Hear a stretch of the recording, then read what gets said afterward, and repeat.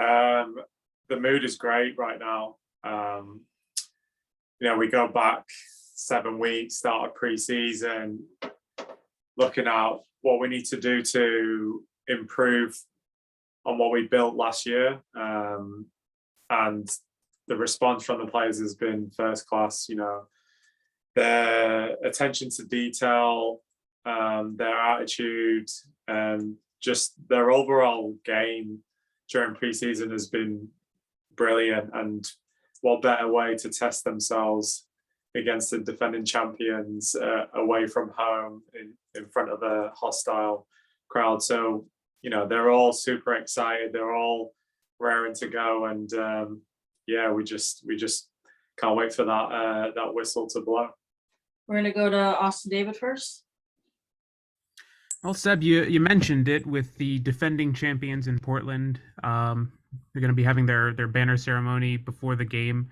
How much does that kind of affect the players having to sit and watch them raise the trophy? Does that kind of give you an extra incentive to go out there, especially with that hostile crowd, to be able to kind of compete with this new kind of reinvigorated roster? Yeah, I think so. I think you use it as fuel because you want to be in that position this time next year as well. We want to go out there and show everyone how far we've come in the last year or so. Again, Portland deserved the title. They deserved to win the championship last year, but this year's a new year, and everyone's fighting for that championship, and it's going to be another really competitive season for everyone. So, like I said, there's no better place to test yourself here in front of a hostile environment against the defending champions. So we're excited to get started on Sunday.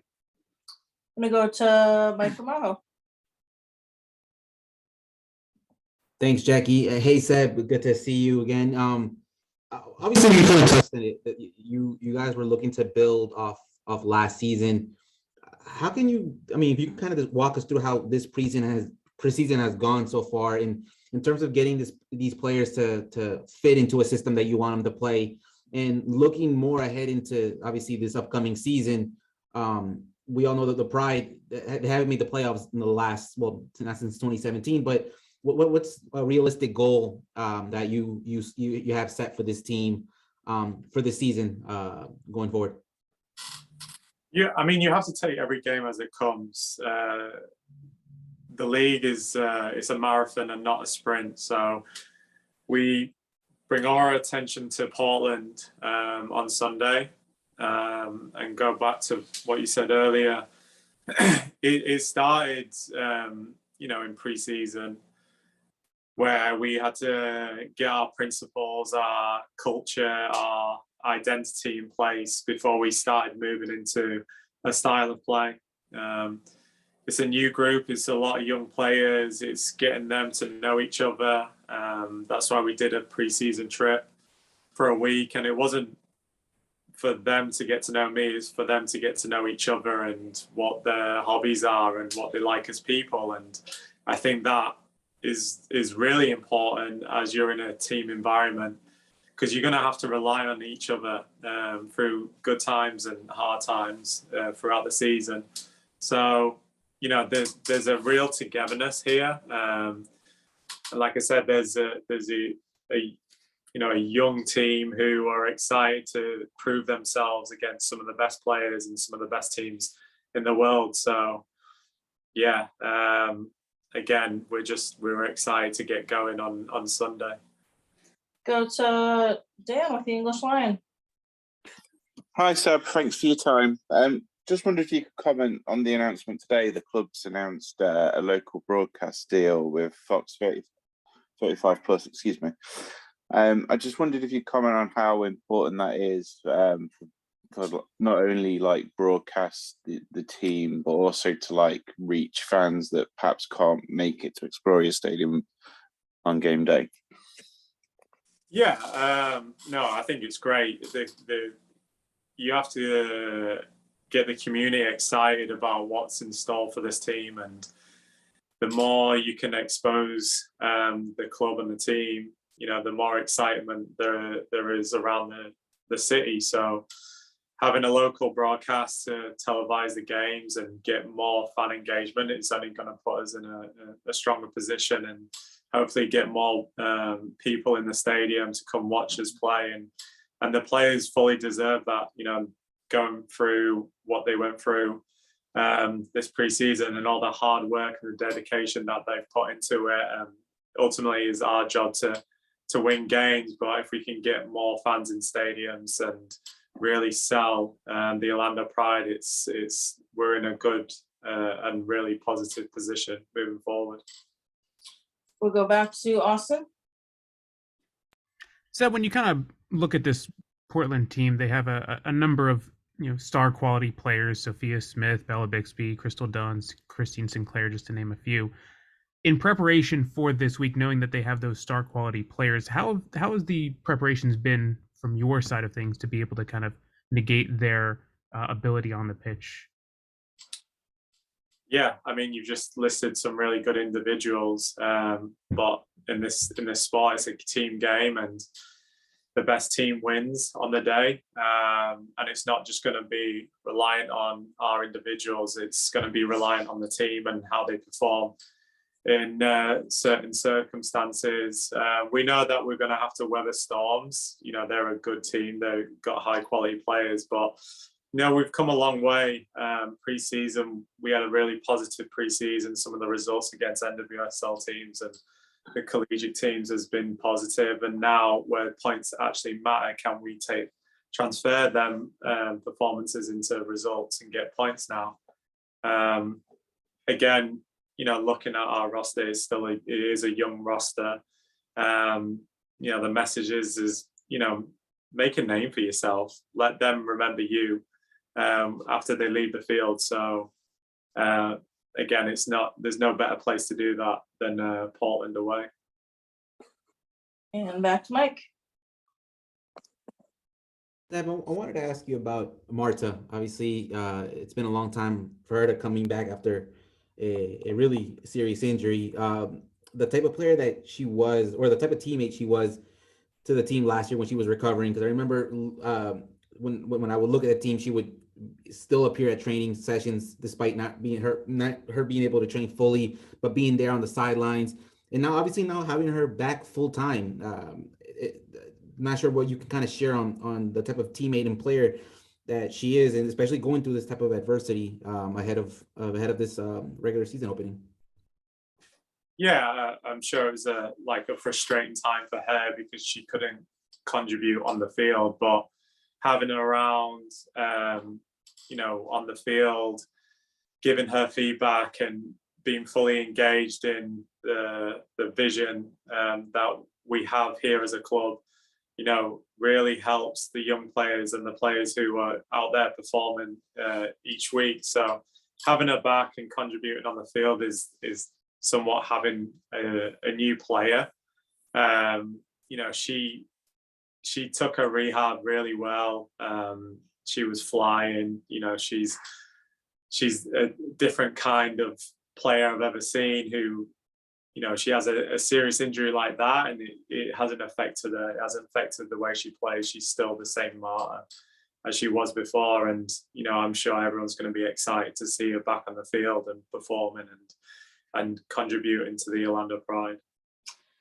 Sub Michael Citro sent in a question via the chat, and he's wondering how you're feeling about the attack and their chemistry as the preseason's coming to a close and season starting up.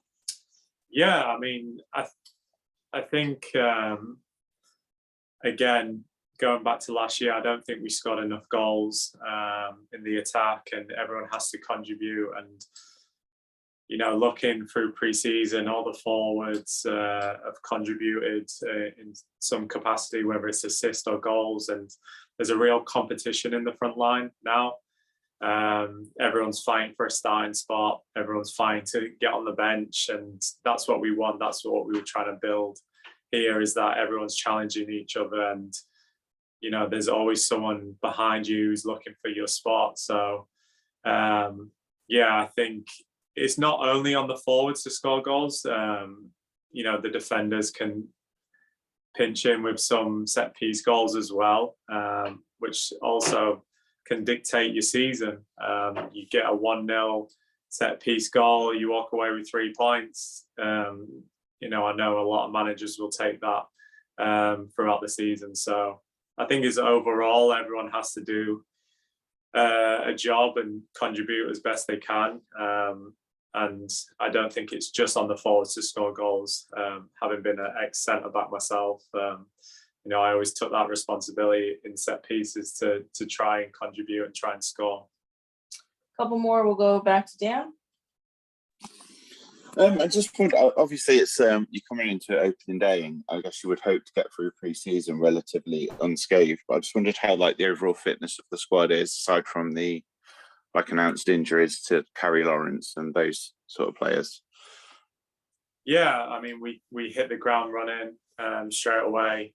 You know, the medical staff did a terrific job with keeping, you know, players fit and healthy.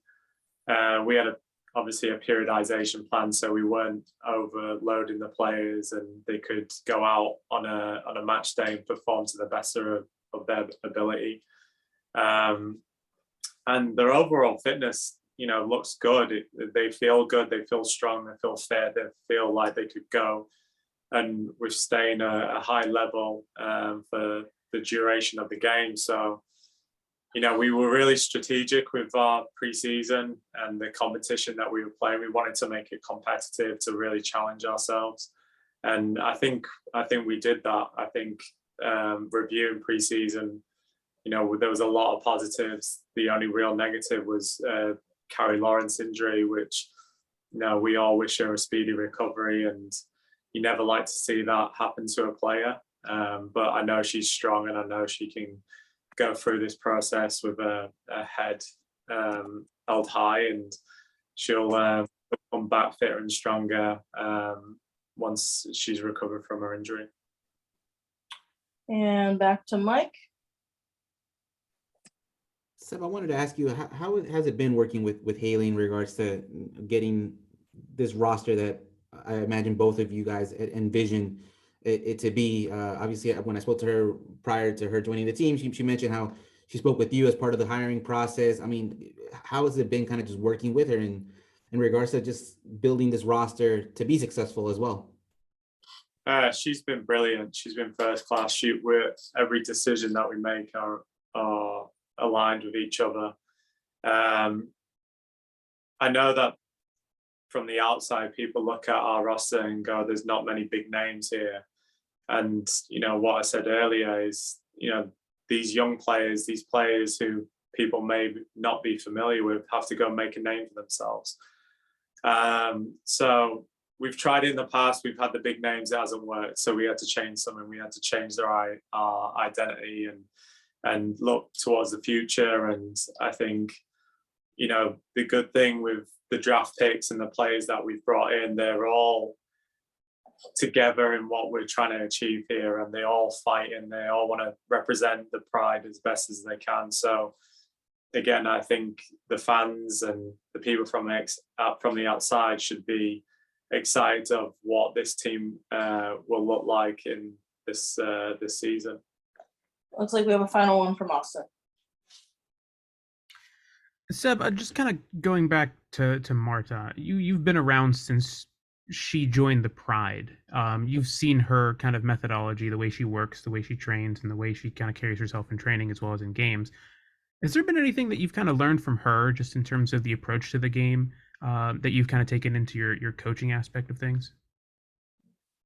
I think with a player like Marta, you've got to give her the freedom to go express herself, and that's when she's at her best.